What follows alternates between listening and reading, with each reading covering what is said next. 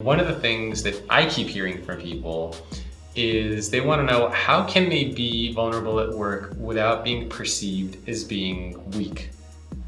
Or is that just part of being vulnerable? Yeah, it's everything is in balance, Jacob. There are people that are quiet leaders, and Yeah. and that sounds like an oxymoron to people. Well, how are you a quiet leader?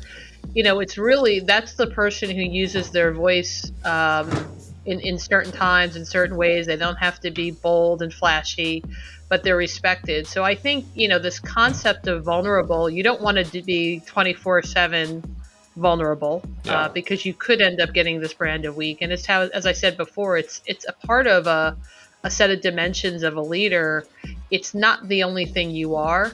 I do want to mention this. I often talk at work about the importance of your brand. Yeah. And I do think for your listeners, it's really important that you think about this, particularly when you're younger in your career, although you could evolve it. I definitely have now evolved my brand, but it's hard to do.